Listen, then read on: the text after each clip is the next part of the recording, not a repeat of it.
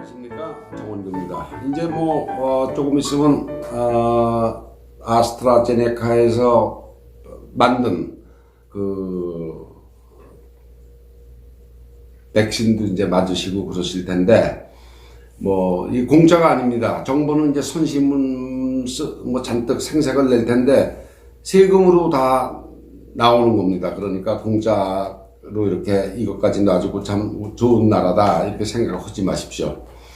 남들은 다 이미 맞고 있습니다. 이스라엘 같은 나라 인구가 1100만인데 이미 80% 접종을 완료했습니다. 지인은 이제 5100만 중에 겨우 몇만 명 이제 시작하고 있는 거예요. 그러니까 좀 늦었지만 그래도 맞으십시오. 맞으시고 고맙다 생각 절대 하실 필요 없습니다. 중국, 제가 이제 중국 흉보는 얘기를 하고 있는데, 입국자의 코로나 똥구멍입니다. 똥구멍. 항문, 점잖게 얘기하면 항문인데, 똥꼬 검사. 중국은 자기네 나라에 입국하는 입국자들한테 이제 항문 검사를 한다는 그 흉을 제가 보고 있습니다, 지금. 내외국인들 입국 시에 항문 검사를 하겠다고 중국이 발표를 했습니다. 중공 당국이. 그래서 대변 샘플을 방역 요원이 이제 대변을 직접 이렇게 채취하는 대신, 면봉을 하나씩 나눠줘가지고, 이제 공항에 도착하면 중공 당국이 이제 면봉을 하나씩 줘서 화장실에 가서 이거를 항문에 넣어서, 3, 4cm 찔러 넣어서 이제 이렇게 몇 번 돌린 다음에 당국에 지출하는 그런 방식이죠. 그걸 하고 있는 거예요. 그런데, 미 국무성이 항의를 했습니다. 그런데 중공 당국이 이제 뭐라고 그랬느냐. 이거 실수다. 우리가 그런 거 시킨 적이 없다. 실수로, 일선, 방역 당국이 한 거다. 이제 그렇게 얘기를 했는데, 하여튼, 생각을 해보십시오. 일본은 이제 빼달라고 그랬습니다. 우리 국민들은 똥꼬 검사를 빼달라. 이제 항의를 했는데, 한국은 뭐라고 그랬느냐. 간접 제출 방식이 적용되도록 요청한다. 빼달라고 그러지. 간접 제출 방식이 뭡니까? 그게 말도 안 되는 거죠. 이렇게 나눠주고, 나중에 이제 이렇게 자기 항문에 면봉을 넣어서 그걸 해가지고 제출하면 여자들은 그렇다고 쳐요. 아주 곱게 차려입은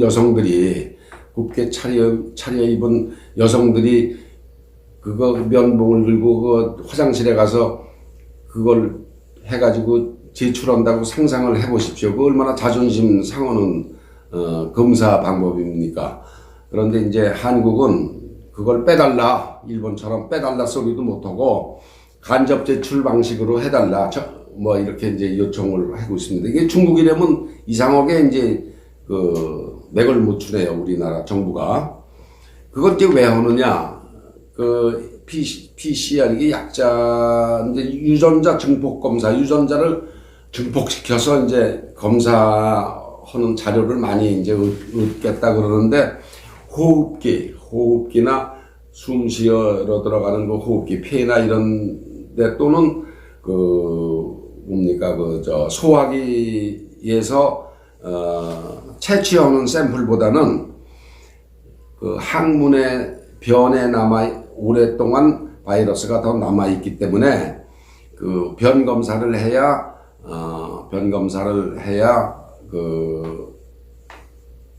잘 잡아낼 수 있다는 거죠. 그래서 이제 그렇게 하는 겁니다.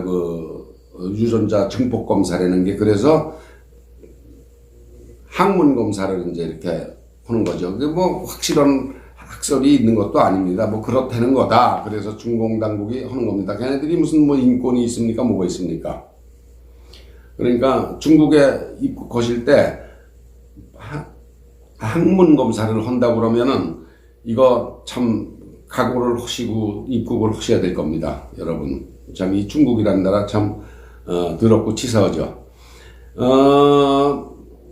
또 공산당 100년을 기념해서 홍색 유전자를 심자. 공산당 100년을 맞이해서 금년이 공산당 100년입니다. 1949년에 공산당이 이제 했으니까. 그래서 3월 1일 날 지난 3월 1일 일주일 전에 당의 역사를 배우고 사상도 깨닫자는 교육을 시켰습니다. 베이징의 그 몬터코 문두구라는 그 구역, 베이징의 한 구역에서 1200개 교실에서 온라인으로 동시에 교육을 했습니다. 공산당을 배우자, 공산당 역사를 배우자, 이런 교육을 중국이 했다고 합니다.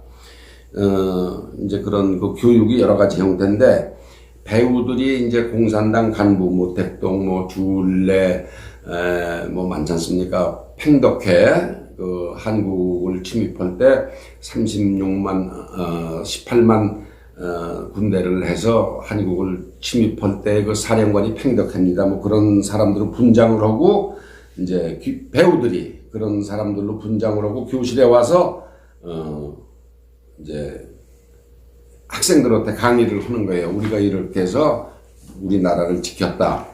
그 다음에 이제, 공산당의 상징이 뭡니까? 낫과 농민을 상징하는 낫, 노동자를 상징하는 망치.